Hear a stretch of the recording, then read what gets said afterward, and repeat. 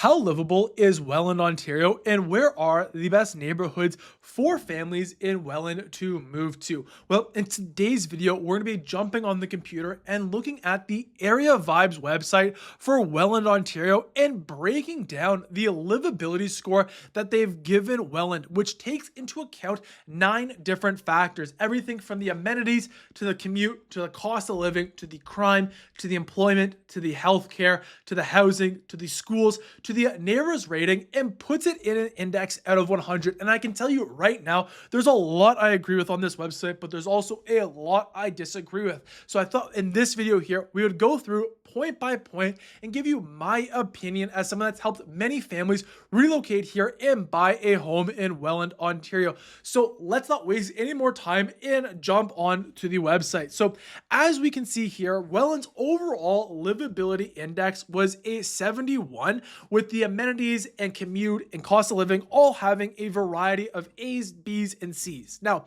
with that said, we'll be diving into each of these and I'll give you my opinion on them in just a moment. But if we look at Welland as a overall population, it has here that's a 56,000. That was in the 2021 census. I think it's closer now to just under 60,000. And the median age is about 45 years. I do remember that. Now, with that said, this is a little bit higher of a median age than some other cities. So it's definitely a little bit of an older population. However, I would say it's trending on a younger population because of all the newer real estate that's coming into Welland, Ontario. Now, before we jump into the different livability criteria, if you're new here and want to learn everything about what it's like living in Welland and the surrounding cities of Niagara, as well as Hamilton, Burlington, and Oakville, my name's Matthew, the founding realtor of the Living in Hamilton channel and team, and for the past couple of years, been helping people just like yourselves relocate here and buy a home in Welland and the surrounding Niagara cities, as well as Hamilton, Burlington. So if you're thinking about making the move, whether you're 60 days out or 6 months out, send me and my team a message today. But now that we've got that out of the way, let's talk about the amenities. So actually in their amenities here, I think they've done a decent job, especially with the parks. I'll give them the entertainment as well as all right. Food and drink definitely could do some work. So I'll give you my opinion. So immediately parks. Merritt Island Park is a great park. Lots of walking trails to enjoy. Memorial Park's on the east side. It's got a great outdoor pool. Lots of outdoor baseball diamonds as well. You have Merritt Park as well, right in the downtown core. It's got a nice little city amphitheater to enjoy some live music by the canal. And my favorite park is the Chippewa Park. So overall, like the park I would give Welland is probably like a B, is how I would give it. Now, entertainment is definitely where one of the things that Welland is lacking in. You got the Welland Farmers Market, if we want to consider that entertainment.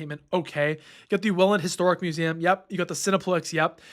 The Kingsway Bowling Center. Okay. But that's pretty much it in terms of entertainment. Now, with that said, you do have some golf courses close by. You do have some great wineries close by. But if you're looking for more entertainment and nightlife, you need to travel to Niagara Falls. It's only about a 20-30 minute drive away. So overall, like the Welland entertainment, I would have to give like maybe a C, C plus. But with the caveat, you have A+ entertainment in Niagara Falls just 20 minutes away for you to capitalize on. Now, in terms of the food and drink, Welland isn't going to have this vast local gem selection. It does have some great local gems, and I promise you a bit more than KFC, LCBO, and McDonald's. Some of my favorite spots are the Mexican Taco Zone, the Black Sheep Roaster, the Bridgewater Brewery, Mateo's Italian Restaurant are just a couple. Empty Bellies is another one in North Welland, are all great spots. But overall, like in terms of the food variety and drinks, I'd probably give it a B- is how I would put it. Now, for a small town, probably B+. But if you're comparing it to some other cities like Hamilton, if you compare it to Hamilton, Hamilton beats it out of the water. Compared to St. Catharines, St. Catharines a bit better, but not astronomically better. So overall, the amenities getting a B- I would actually have to agree with. Now, in terms of the commute, this is gonna really vary on what your day-to-day looks like. What I would say is this. In terms of if you're commuting back to Toronto, the commute is definitely an F. It's like a 2-hour drive to Toronto if you're going to downtown Toronto every day. You don't really have a GO train close to it. Now, with that said, you could drive to like the GO train station in St. Catharines or one in Burlington, and then GO train the rest of the ride. So you have like an hour driving, hour on the train. But then again, like you're still commuting 4 hours each day, which sucks. Now, with that said, if you don't have to, you can work from home, or maybe your office is somewhere not in Toronto, more in Hamilton, Burlington. Commute's not bad. It's about an hour. And like for the most part, the only bottlenecks you're really going to find driving to Welland is like along the QEW, a little bit along the 406. And then once you're in Welland, not really that bad of a commute. So in terms of like what I would give it, it's going to be really case dependent, but I'd probably like say like B-, C+, kind of in that area there. Cost of living A minus. It was 11% less than the national average, and 100% not the national average, 11% more than the Ontario average, apparently, uh, but 11% less than the average of Canada. Okay. I'm not sure what this means. What I'll say is this about the cost of living of Welland is that it's overall, like, if people are moving to Welland, one of the advantages of the cost of living. And when I talk about the cost of living, I'm really talking about the real estate cost. That's the biggest chunk of living expenses you're gonna have in Welland.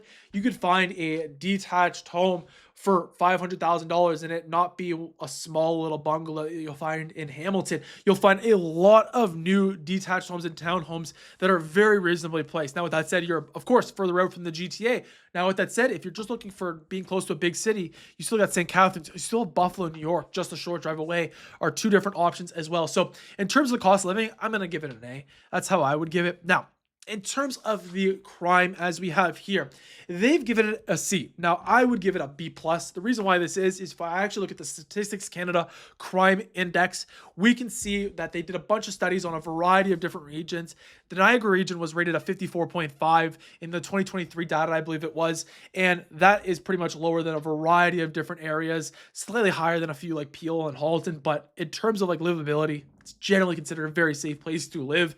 So I would have to give the crime a B plus. Now, if you want to learn more about the crime and safety, best place to do that is actually from the Niagara Regional Police map and website. So I'll leave a link down below for you to take a look at that there. Now, in terms of employment, it is a D plus. And I mean, I would have to agree with this. It's a small town. There's not much employment opportunities available here.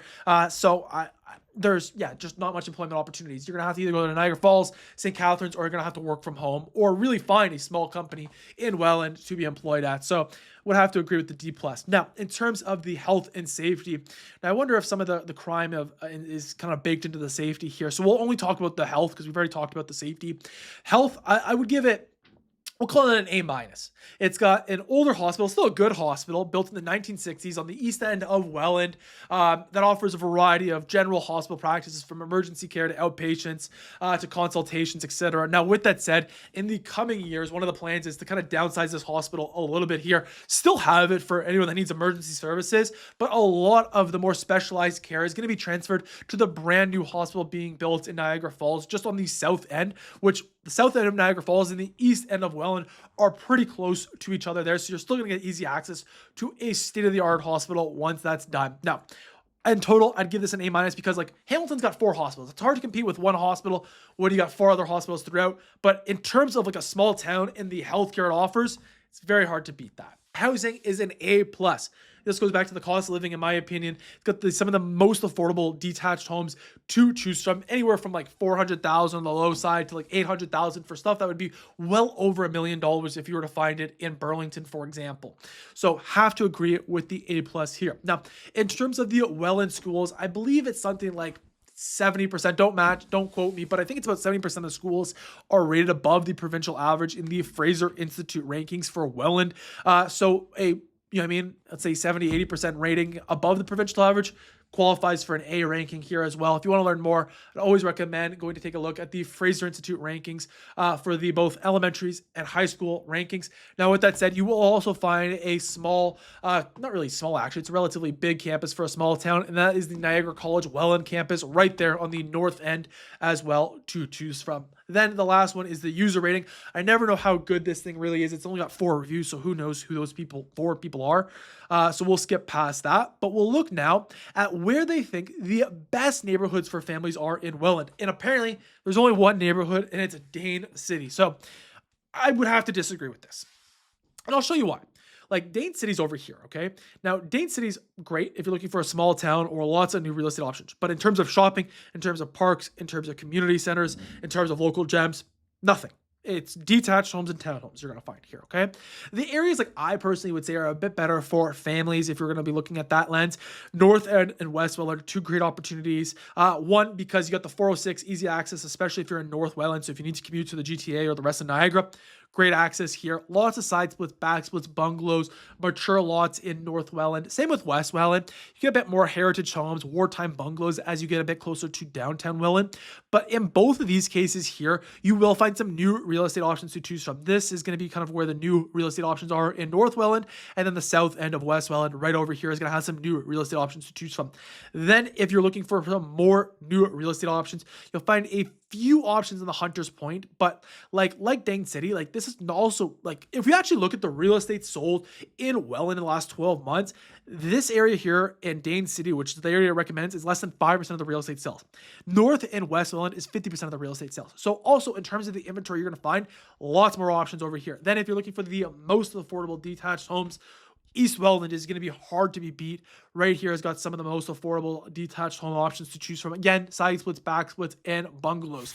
So there you have it. Hopefully now you have a better understanding of how livable Welland is for you and your family, and which areas of Welland could possibly be a good fit. And now, if you want to learn more about Welland's map, that is actually the next video I'd recommend for you, where I break down Welland's map into way more detail. So you can find that video right here. Otherwise, I hope you have a great day.